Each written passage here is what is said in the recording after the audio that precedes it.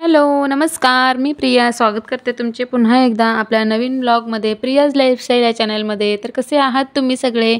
I hope तुम्ही सर्व मस्त आणि मजेतच असाल. तर आजच्या ब्लॉगची सुरुवात आहे ना, मी संध्याकाळी 4च्या नंतरच केलेली आहे. 4च्या नंतर मी लादी पुसलेली बघा. म्हणजे तशी पण माझी सकाळी लादी पुसून झालेली, पण आहे ना संध्याकाळी आमच्या घरी येणार होते पाहुणे. कोण येणार होते ना ते तुम्हाला यापुढे कळेलच. तर मग त्यासाठीच माझी इकडे गडबड चालू होती. 4 वाजता 4च्या वेळेलाच मला तर वाटतं मी लादी पुसून घेत होती, जेणेकरून मग कोणी पाहुणे वगैरे आले की मग कसं आपलं व्यवस्थित असलेलं बरं, जे आहे ते घर आपलं व्यवस्थित असलेलं बरं. तर मग त्यासाठी सर्व लादी वगैरे पुसून घेतली मी. आणि त्यानंतर लागलेली म्हणजे जी पाहुणी येणार होती ना ती जेवणासाठी मीच बोलवून घेतलेली. म्हणजे ती आता कोण आहे ते पण मी तुम्हाला सांगूनच टाकते. तर माझ्या भावाचं लग्न झालं आहे ना आता. मग लग्न झाल्यानंतर आमच्या इकडे ना म्हणजे ज्या नातेवाईक ज्यांचे त्यांचे बोलवतात नवीन जोडप्याला जेवायला म्हणून. तर मी त्यासाठी त्यांना जेवायला बोलवलेलं.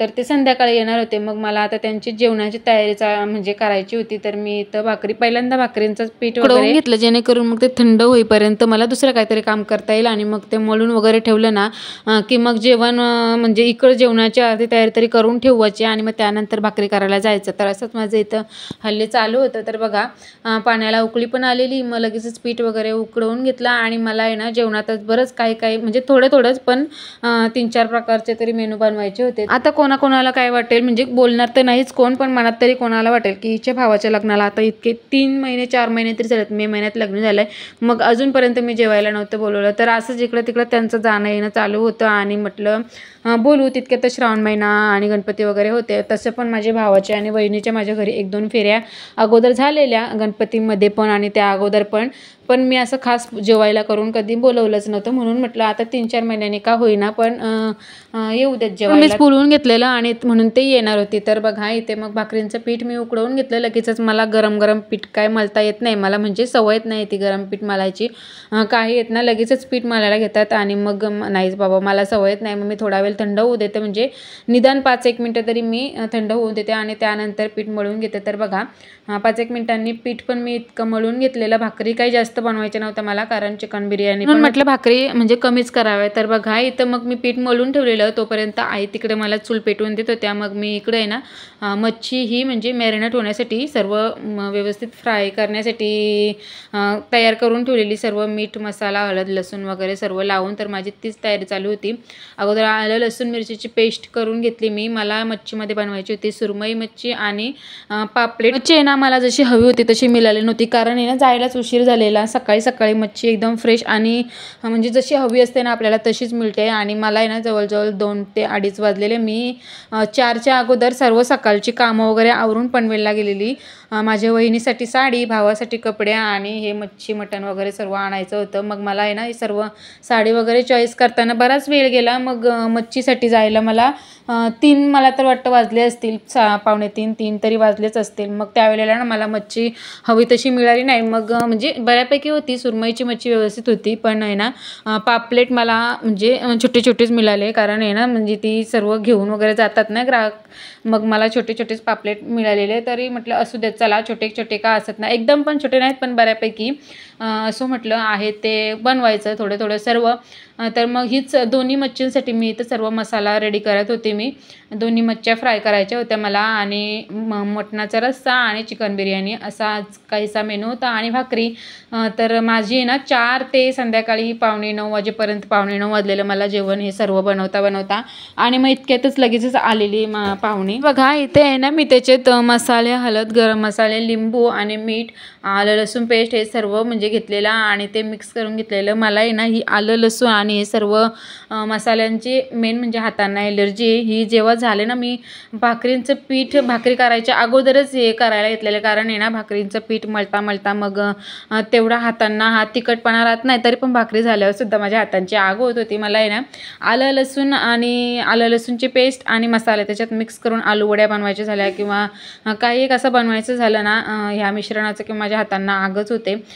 असं म्हटलं मग भाकरी करायच्या अगोदरच करून घेते. तर बघा इथे हीच मी मी करीत होते इतक्यात जियांश आला. त्याला फ्रीजमध्ये ही थंडीची बॉटल दिसली ना, मग तो सारखा मागत होता आणि नवीन बॉटल होती ना त्याच्यामुळे त्याला उघडत पण नव्हती. मग तीच मी त्याला उघडून दिली आणि इकडे माझी मग जे हे मसाला सर्व वगैरे मिक्स करून झालेला इतक्यात मग लगेचच लावून घेतलं त्या मच्छीला. मग मी जेव्हा भाकरी करून येईन ना तोपर्यंत चांगलं ते मसाला त्याच्यात मच्छीमध्ये मुरून राहतील म्हटलं, म्हणून करून केलेली. मग भाकरी आल्यानंतर डायरेक्ट मला हे तव्यावर तेलामध्ये फ्रायच करायचे होते. तर बघा एक एक करून व्यवस्थित असं सर्व मच्छीला हे लावून घेतलं. आणि तसं पण आहे ना आजच्याच दिवशी माझी छोट्या बहिणीच्या घरी पण माझा भाऊ आणि वहिनी जाणार होती. मग दुपारून मग त्यांनी ना तिकडं पण चिकन मटण आणि मग सारखं पण चिकन मटण खायला कंटाळा येतो म्हणजे एकाच दिवसात, म्हणून मग मी मच्छी पण आणलेली आणि चिकन मटण पण आणलेलं, जेणेकरून मग ते एक नाही खाल्लं तर मच्छी तरी खातील असा विचाराने मच्छी घेऊन आलेली मी. तर बघा इथे सर्व मच्छीला मी व्यवस्थित जितकं म्हणजे मसाला मला जमेल तितकं तसं लावून घेतलेला हे आहेत बघा. छोटेच होते पापलेट आणि ही सुरमई मच्छी दोन्हींना पण लावून घेतलेला. आणि लगेचच इथं मी काय शूट केलं नाही, हा चिकन मॅरिनेट केलेला, तर हे पण चिकन मॅरिनेट करून ठेवलेलं मी. आणि हे सर्व आता फ्रीजमध्ये ठेवून मी गेलेली भाकरी करायला. भाकरी करून येऊन जेवण वगैरे सर्वच माझं रेडी होतं, पण मला शूट काय करायला जमलंच नाही. कारण आहे ना सर्व एकटीला करून म्हणजे माझी गडबडच झालेली, कारण हे सर्व पाहुणे यायच्या अगोदरच मला बनवायचं होतं. आणि तसं पण आहे ना हे आल्यानंतर मग मी किचनमध्ये ते बरं नाही वाटत, तर बघा आल्यानंतर लगेचच त्यांना थंडा नाश्ता वगैरे दिला आणि लगेचच आरती वगैरे करून घेतली. बघा आमच्याकडं आहे ना म्हणजे जेव्हा पहिली फेरी असते ना नवीन नवरीची तेव्हाच ओटी वगैरे भरतात, पण आहे ना माझ्या घरी अगोदरच 2 वेळेला येऊन गेलेली वहिनी, पण मी काय ओटी वगैरे भरली नव्हती. मी विचार करत होते की जेव्हा मी बोलवीन ना यांना जेवायला तेव्हाच मग ओटी वगैरे भरून घेईन. तर बघ इथं मी साडी नारळ अशी ओटी वगैरे भरून घेतली आणि त्यानंतर भावाला पण ओवाळलेलं, त्याचं पण त्याला गिफ्ट दिलेलं, पण ते काय शूट केलं नाही मी. तर बघा इथे लगेचच जेवण म्हणजे ओटी वगैरे भरून झाल्यानंतर थोडा वेळ आम्ही बसलेलो आणि त्यानंतर लगेचच जेवण वगैरे म्हणजे वाढायला घेतलेलं त्यांना, कारण आहे ना 9ची वेळ झालेली जवळजवळ आणि जेवायचीच वेळ झालेली, म्हणून म्हटलं लगेचच जेवण वाढून घेऊ. आणि इकडे बघा असा काहीसं पूर्ण ताट भरलेलं मेनू होतं. चिकन बिर्याणी, भाकरी, मटण, पापलेट मच्छी, सुरमई मच्छी, कांदा लिंबू असा काहीसा मेनू होता. मस्तपैकी आम्ही सर्वांनी, मी पहिले त्यांनाच जेवण दिलेलं, आई, वहिनी, भाऊ माझा आणि माझी धीर अशी यांना जेवण पहिल्यांदा वाढून दिलेलं आणि काव्याने जियांश. त्यानंतर मग आम्ही सर्वांनी जेव्हा बाबा बोलत होते की यांनाच दे नंतर मग आपण बसू, म्हणजे तुझी पण वाढायची गडबड नको इतकी माणसं असल्यावर. तर असा होता तो दिवस. आणि त्यानंतर आहे ना दुसऱ्या दिवशी मी सकाळी ब्रेकफास्टमध्ये याची शॉर्ट व्हिडिओ मी अपलोड केली, पण याची रेसिपी नव्हती शेअर केली. तर ढोकळा बनवलेला मी, बेसनच्या पिठाचा ढोकळा, तर त्याचीच रेसिपी मी थोडक्यात इथे तुमच्यासोबत शेअर केली. तर बघा इथे आहे ना मी एक मोठी वाटी बेसन पीठ, पाव वाटी रवा आणि 2 ते 3 चमचे मात्र वाटतं बेसन असेल आणि चवीपुरतं मीठ आणि थोडीशी साखर पण मी घेतलेली त्याच्यात. साखरेमुळे एकदम मस्त चव येते आणि कलरसाठी हळद असं वापरून मस्त मिक्स करून घेतलं मी त्याच्यात. आणि थोडासा सोडा मी मिक्स करायची विसरलेली, तो सोडा वापरलेला मी ह्याच्यात, जेणेकरून मग आपला आहे ना ढोकळा मस्त फुलून येईल. तसं पण मी म्हणजे इनो पण वापरलेला याच्यात, पण किंचित थोडासा असा सोडा टाकलेला मी याच्यात, जेणेकरून मस्त होईल. आणि आहे ना दहीसुद्धा मी याच्यात बहुतेक हा फुलपात्र आहे ना एक तो टाकलेला आणि व्यवस्थित असं मिक्स करून घेतलं थोडं पाणी टाकून. याआधी ना लॉकडाऊनमध्ये जास्त करून मी आहे ना हा ढोकळा लॉकडाऊनमध्येच बनवायला शिकलेली, कारण तेव्हाच बऱ्यापैकी रेसिपी मी तेव्हाच बनवायला शिकलेली, कारण घरातच सर्व माणसं वगैरे असायची. सकाळी पण नाश्त्याला वगैरे काय बनवायलाच लागत असायचं, तर मग हा ढोकळा आहे ना मेन म्हणजे मी लॉकडाऊनमध्ये शिकले. तर बघा हे सर्व व्यवस्थित पाणी टाकून थोडं पाणी टाकून व्यवस्थित जसं हवं होतं ना तसं बॅटर मिक्स करून घेतलं मी. थोडीशी मला साखर कमी वाटत होती, ढोकळा मला गोडच आवडतो मेन म्हणजे, तर थोडीशी साखर कमी वाटत होती, मग ती पण त्याच्यात टाकून मी 10 ते 15 मिनटासाठी म्हणजे ठेवून दिलं मी, जेणेकरून चांगलं फुलून येईल. 10 ते 15 मिनटं झाल्यानंतर मग मी जेव्हा वाफेवर ठेवीन ना मी त्याच्या अगोदर एक इनोचं पॉकेट मी टाकलेलं आणि त्याच्यावर थोडंसं पाणी टाकून परत एकदा मिक्स करून घेतलं, जेणेकरून मग ते चांगलं फुलून येईल.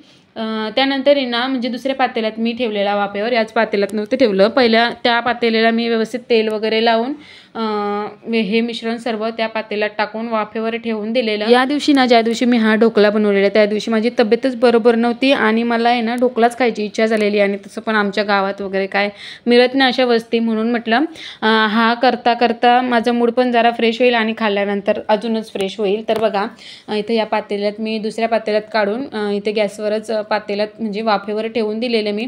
आणि हा वाफेवर ढोकळा होत होता ना तोपर्यंत मग मी जे आपलं ढोकळ्यावर पाणी टाकायचं असतं ना ते बनवायला घेतलेलं. इकडं तेल थोडं गरम झाल्यानंतर मी त्याच्यात राई, जिरं, व्यवस्थित कढीपत्ता चांगला तडतडू दिलं आणि त्यानंतर आहे ना जितका ढोकळा होईल ना त्याच्या अंदाजाप्रमाणे जवळजवळ 1 ते 1.5 ग्लास मी पाणी टाकलेलं याच्यात, जेणेकरून आहे ना पूर्ण ढोकळ्याला पाणी जितकं लागेल ना त्या अंदाजाप्रमाणे. तर बघा इथे 1-1.5 ग्लास मी पाणी टाकलेलं मला तर वाटतं.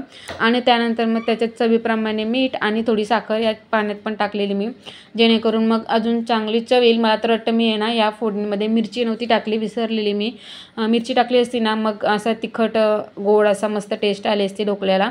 असो तर बघा पण छानच लागत होता. तरी पण पूर्ण परत याला चांगली उकळी येऊ दिली आणि त्यानंतर इथे आपला हा ढोकळ्यावरचं पाणीसुद्धा रेडी आहे.